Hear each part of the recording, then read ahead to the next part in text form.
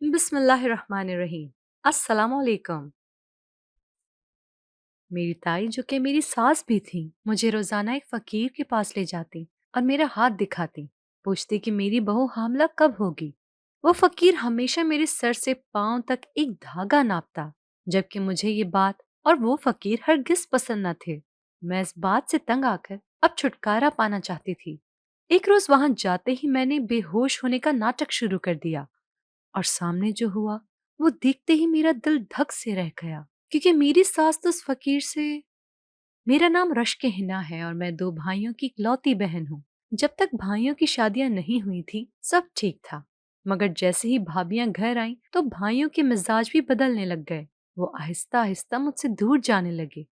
ہم بہن بھائیوں میں جتنی محبت تھی وہ کھو چکی تھی، اور میں اپنے ماں باپ کے ساتھ بس ایک کمرے کی ہی ہو کر رہ گئی، اور پورے گھر میں بھابھیوں نے راج کرنا شروع کر دیا۔ میں کھاتے پیتے گھرانے سے تعلق رکھتی ہوں، اس لیے جب بھائیوں نے الگ ہونے کی بات کی تو بابا نے پورے دل سے اجازت دے دی۔ میرے والد کے صرف ایک ہی بڑے بھائی تھے۔ تایا مجھ سے بہت پیار کرتے، ان کا ایک بیٹا اور تین بیٹیاں تھیں، اور مجھے بھی وہ اپنی اولاد کے برابر چاہتے تھے۔ تائی کا رویہ البتہ الٹ تھا، وہ شاید مجھے پسند نہیں کرتی تھی۔ اچھی تو وہ بھی مجھے نہیں لگتی تھی، مگر میں انہیں برداشت کرنے پر مجبور تھی، کیونکہ وہ میری ہونے والی ساس تھی۔ اصل میں دادا نے بچپن میں ہی میرا اور تائی کی بیٹی کا رشتہ پکا کر دیا تھا۔ اس کا نام شاہزین تھا، اور وہ مجھے بچپن سے ہی بہت اچھا لگتا تھا، اور میں اسی سے شادی کرنا چاہتی تھی۔ اس لیے میں تائی سے بگاڑ نہیں سکتی تھی، وہ جیسا کہتی مجھے ویسا ہی کرنا پڑتا۔ میں 22 سال کی ہوئی اور میری تعلیم مکمل ہو گئی تو تایا نے ایک دن سب گھر والوں کے سامنے ہماری منگنی کا اعلان کر دیا۔ تائی کا چہرہ دیکھنے والا تھا، ان کا بس نہیں چل رہا تھا کہ کسی صورت اس رشتے کو توڑ دیں۔ انہوں نے ہمیشہ کوشش کی تھی کہ میرا اور شاہزین کا رشتہ ٹوٹ جائے۔ اس مقصد کے لیے وہ بہت سے پیروں اور فقیروں کے پاس بھی جایا کرتی تھی، مگر اللہ کا شکر ہے کہ وہ اپنے مقصد میں کامیاب نہ ہو سکی اور ہماری منگنی ہو گئی۔ چاہتی تو میں یہی تھی کہ ہمارا نکاح ہی ہو، لیکن لڑکی ہونے کے ناطے ایسی بات کرنے سے شرم آتی تھی۔ تایا نے 2 ماہ کے بعد شادی کی تاریخ طے کی تھی۔ تب سے میری تائی کے باہر کے چکر بہت بڑھ چکے تھے۔ اماں نے بتایا وہ کسی فقیر کے پاس جاتی ہیں تاکہ یہ شادی روک سکیں۔ اماں روزانہ جادو کے توڑ کے لیے صورتیں پڑھ کر مجھ پر پھونکتی اور مجھے پانی پر دم کر کے پلاتی۔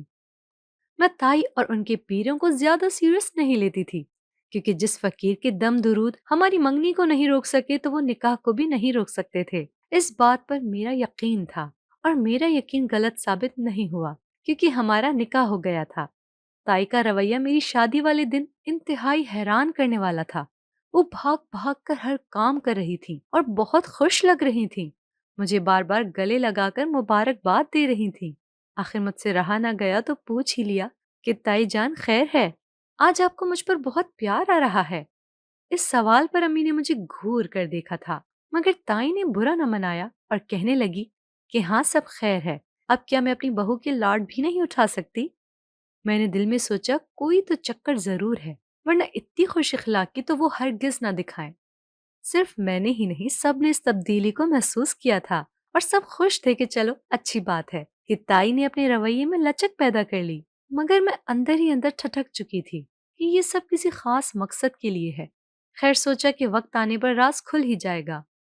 میرا شوہر مجھ سے بہت پیار کرتا تھا اور ہماری زندگی اچھی خاصی خوشی سے گزرنے لگی، مگر تائی نے بہت جلد اپنا اصل روپ دکھا دیا اور مجھے شادی کی کچھ ماہ بعد ہی پوتے کا مطالبہ کرنے لگی۔ میں حیران رہ گئی کہ شادی کو ابھی عرصہ ہی کتنا ہوا ہے کہ جو اسے دادی بننے کا شوق ہو چکا ہے۔ شوہر کو بتایا تو کہنے لگا امی سے مت الجھنا، چپ کر کے سن لینا۔ میرے شوہر میں بہت ساری خوبیاں تھیں، مگر ایک خامی تھی کہ وہ اپنی ماں کے خلاف ایک لفظ نہیں سنتا تھا۔ مجھے یہ ہمیشہ کہتا تھا ان کا خیال رکھا کرو، کچھ کہیں تو سن لیا کرو، وغیرہ وغیرہ۔ شادی کو 1 سال ہو گیا تو ساس کہنے لگی کہ تم میرے ساتھ چلو، ایک بہت اچھے پیر بابا ہیں، ان کے علاج میں بہت شفا ہے، تمہیں وہاں لے کر جاؤں گی تو وہ بتا دیں گے کہ تم کب ماں بنو گی۔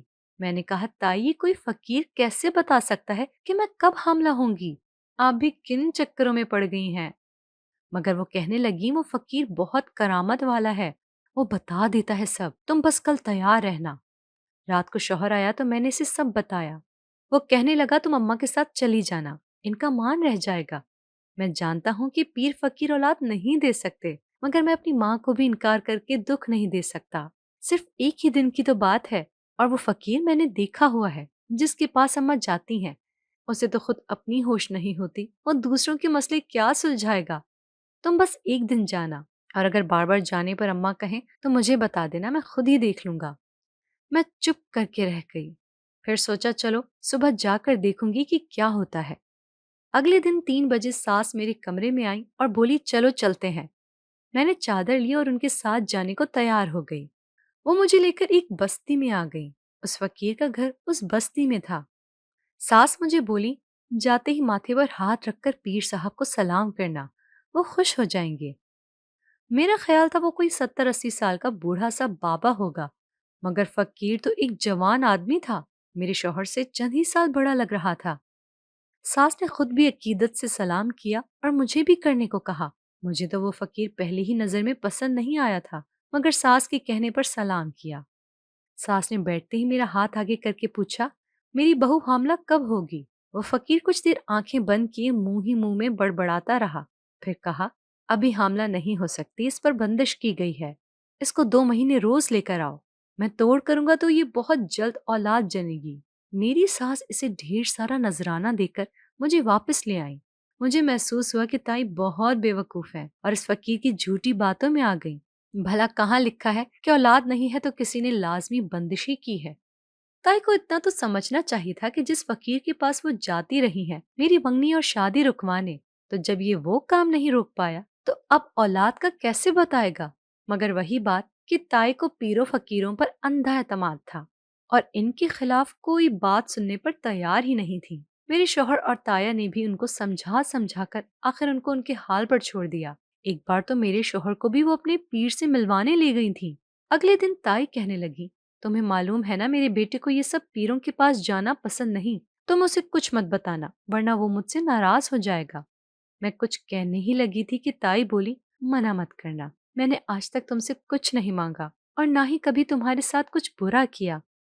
میں نے سوچا واقعی انہوں نے آج تک کچھ برا نہیں کیا میرے ساتھ، اگرچہ میں ان کو ناپسند تھی، مگر جب سے شادی ہوئی تب سے روایتی ساس والے حربے انہوں نے کبھی نہیں آزمائے اور نہ ہی مجھے تنگ کیا تھا۔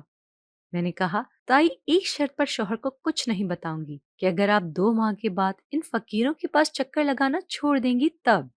کہنے لگی مجھے منظور ہے، بس یہ بات ہم دونوں تک ہی رہے۔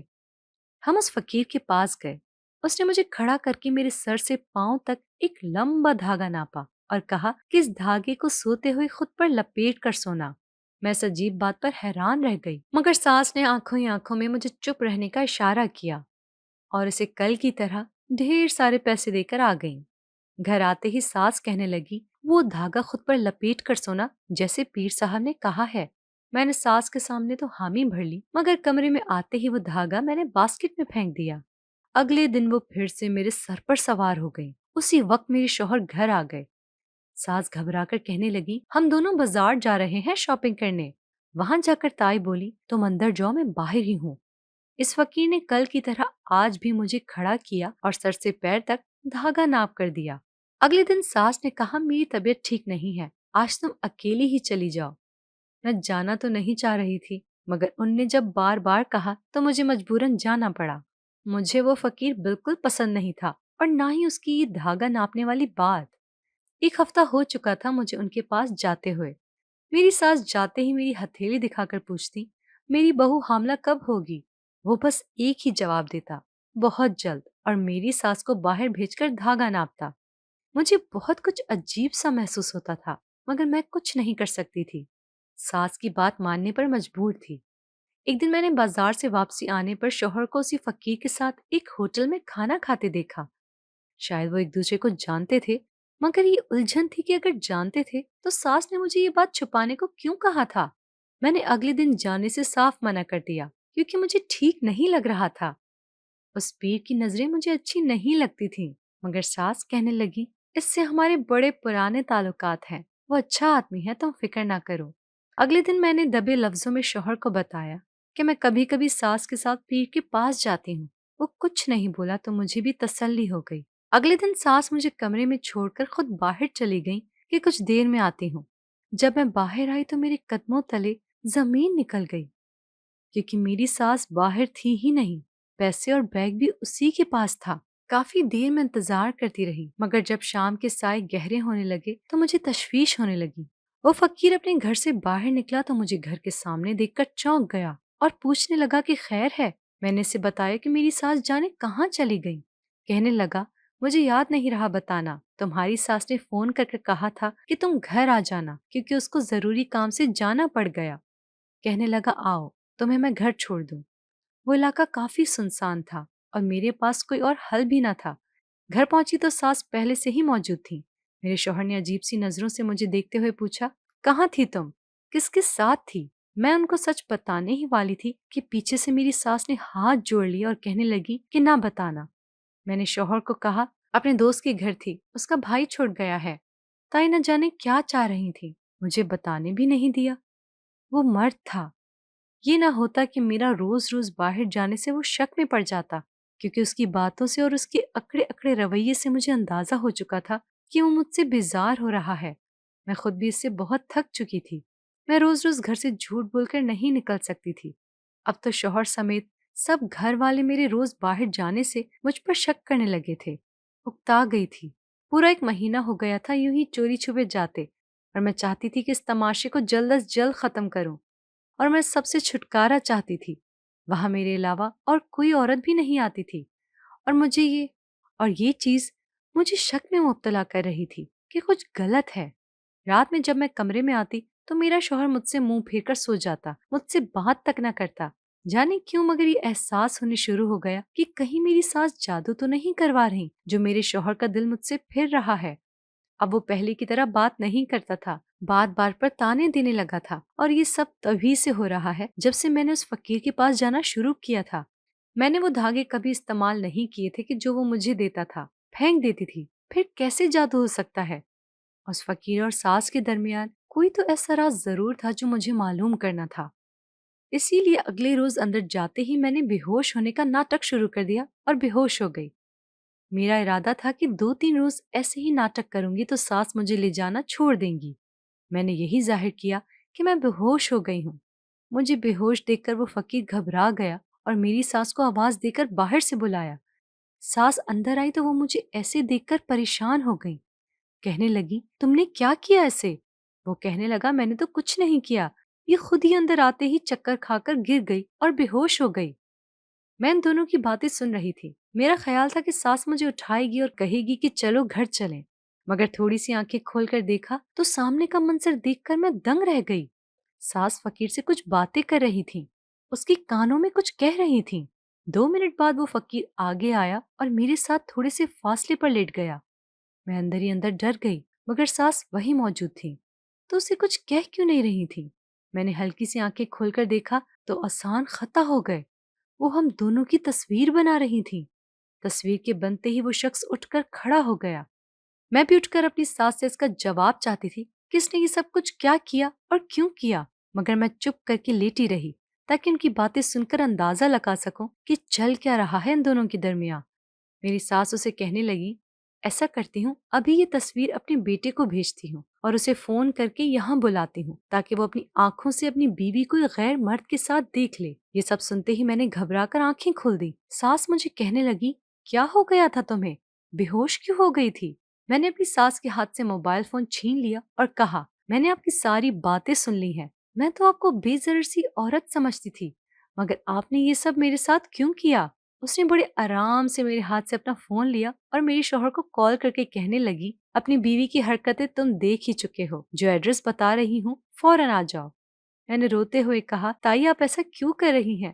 میں نے آپ کا کیا بگاڑا ہے؟ کہنے لگی، مجھے شروع دن سے تم اور تمہاری ماں سے نفرت ہے۔ میں کبھی تمہیں اپنی بہو کے روپ میں قبول نہیں کر سکی۔ میں نے اپنے شوہر کو بہت منع کیا کہ میں اپنے ہیرے جیسے بیٹے کی تم سے شادی نہیں کر سکتی، مگر وہ نہ مانا اور اپنی منا کر دم لیا۔ میں ہرگز تمہیں اپنی بہو نہیں بنا سکتی تھی، مگر میرے بیٹے کے سر پر تو تمہارا عشق سوار تھا۔ میری اس نے ایک نہ سنی۔ بس پھر میں نے سوچ لیا کہ تمہیں اس کی زندگی سے نکال کر ہی رہوں گی، اس لیے میں نے تمہیں فقیر کے پاس لانے کے بہانے اپنی پلاننگ پر کام شروع کر دیا۔ یہ کوئی فقیر نہیں ہے، یہ میرا بھانجا ہے، اس نے میرے کہنے پر ہی یہ سب ڈرامہ کیا تھا کہ جب تم یہاں آؤ میں تم لوگوں کی کچھ تصویریں بنا لوں۔ اس دن جب یہ گھر چھوڑنے گیا تھا تو میں نے شاہ زین کو فون کر دیا تھا۔ اس نے اپنی آنکھوں سے تمہیں اس کی گاڑی سے اترتا دیکھ لیا تھا۔ میرا بیٹا تم پر شک نہیں کرنا چاہتا تھا، مگر میں نے اسے مجبور کر دیا کہ وہ تم پر شک کرے۔ تم تو اسے یہی کہتی تھی کہ تم کسی کام سے باہر جا رہی ہو، مگر میں اسے بتا دیتی تھی کہ یہ کسی سے ملنے جاتی ہے۔ آج ابھی وہ یہاں آ رہا ہے، کیونکہ ابھی جو تصویریں میں نے اسے بھیجی ہیں وہ دیکھ کر کوئی بھی غیرت مند مرد برداشت نہیں کر پائے گا۔ میرے بیٹے کا خون کھول رہا ہوگا تمہیں یوں کسی غیر محرم کے ساتھ دیکھ کر، ابھی آتا ہی ہوگا اور آتے ہی تمہیں طلاق دے گا۔ یہ سب سن کر میرے سر پر سے آسمان پھٹ گیا۔ اتنی بڑی سازش! میں تو تائی کو ایک بے وقوف عورت سمجھتی تھی، لیکن اب سمجھ میں آیا کہ یہ سب شروع دن سے ہی ایک چال تھی۔ اس نے مجھے منع کیا تھا کہ میں اپنے شوہر کو نہ بتا سکوں اور وہ اپنے مقصد میں کامیاب ہو جائے۔ تھوڑی ہی دیر میں میرے شوہر سمیت میرا پورا خاندان وہاں چلا آیا۔ یقیناً وہ تصویریں ان تک پہنچ گئی تھیں۔ میری ماں نے آتے ہی میرے منہ پر تھپڑ رسید کیا۔ میرے شوہر نے کہا، تم نے تو کہا تھا کہ تم ایک فقیر کے پاس جاتی ہو، پھر یہ سب کیا ہے؟ میرے ہی کزن کے ساتھ چکر چلاتے ہوئے تمہیں شرم آنی چاہیے تھی، شادی شدہ اور بچوں والا ہے۔ میرے بابا نے قہر آلود نظروں سے دیکھتے ہوئے کہا، تم نے میرا سر شرم سے جھکا دیا۔ اپنی آنکھوں سے دیکھ کر بھی یقین نہیں آ رہا کہ میری بیٹی اس حد تک گر سکتی ہے۔ سب مجھے باتیں سنانے لگے اور تائی فاتحانہ نظروں سے مجھے دیکھ رہی تھی، جیسے کہہ رہی ہوں کہ یہی سب تو میں چاہتی تھی۔ میں چپ چاپ سب کی باتیں سنتی رہی۔ پھر بول کر جب سب چپ ہوئے تو میں نے کہا، ہو گیا آپ سب کا؟ اب میں اپنی صفائی میں کچھ بولوں؟ میں نے تائی کی طرف اشارہ کر کے کہا، یہ سب ان کی سازش ہے، سب انہوں نے کیا ہے۔ میرا شوہر غصے میں مجھے مارنے بڑھا کہ میری ماں پر الزام مت لگاؤ، مگر میں نے اسی وقت اپنے موبائل سے ریکارڈنگ چلا دی۔ جب تائی مجھے سب بتا رہی تھی تو میں نے ان کی باتیں ریکارڈ کر لی تھی اور وہ ریکارڈنگ اب سب سن رہے تھے۔ تائی کی رنگت فک ہو گئی تھی۔ انہیں مجھ سے اس چالاکی کی امید نہ تھی۔ یہ تو اللہ کا شکر تھا کہ میرے دماغ نے وقت پر کام کیا اور میں نے اس کی ساری باتیں موبائل میں ریکارڈ کر لیں، ورنہ ابھی صورتحال بالکل بدل چکی ہوتی۔ شاید میرا شوہر مجھے طلاق دے چکا ہوتا اور میرے ماں باپ کا بھروسہ ہمیشہ کے لیے مجھ سے اٹھ چکا ہوتا۔ وہ ساری باتیں سن کر سب کی باتوں کا رخ تائی کی طرف ہو گیا تھا۔ میرے شوہر کو تو یقین ہی نہیں آ رہا تھا کہ اس کی ماں ایسے کر سکتی ہیں۔ تایا نے تو تیش میں آ کر تائی کو تھپڑ ہی مار دیا۔ بابا نے آ کر بیچ بچاؤ کروایا اور تائی کی تو بس ہو گئی تھی۔ اپنے بیٹے سے ہاتھ جوڑ کر معافی مانگنے لگی، مگر اس وقت وہ بہت غصے میں تھا۔ میرا ہاتھ پکڑ کر وہاں سے لے گیا اور اگلے دن ہم نے وہ گھر چھوڑ دیا اور علیحدہ رہنے لگے۔ میرے دل میں پڑی کسک تھی کہ وہ آدمی جس نے میرے ساتھ اتنا برا کیا، اس کو کیا ملا یہ سب کر کے؟ اس کو میرے اللہ نے سزا دی۔ اس کا ایک خطرناک ایکسیڈنٹ ہو گیا، اس کی بیوی اسے چھوڑ کر چلی گئی، وہ عبرت کا نشان بن کر رہ گیا۔ آج ہم 5 سال بعد اپنے گھر جا رہے ہیں، وہ بھی میرے کہنے پہ۔ میں نے تائی کو معاف کر دیا ہے اور میں جانتی ہوں کہ اندر ہی اندر میرا شوہر بھی ماں کے لیے تڑپتا ہے۔ اس لیے یہ فیصلہ کیا، کیونکہ جب میرے ساتھ اللہ نے کچھ برا نہیں ہونے دیا تو میں کون ہوتی ہوں سزا دینے والی۔ میں نے معاف کر دیا، ساس کو بھی اور اس آدمی کو بھی۔ تو کیسی لگی آپ کو ہماری آج کی کہانی؟ اگر پسند آئی ہو تو اسے ضرور لائک کیجیے گا۔ مزید ایسی دلچسپ کہانیاں سننے کے لیے ہمارے چینل کو سبسکرائب کر دیں اور بیل آئیکن پریس کر دیں۔ اللہ حافظ۔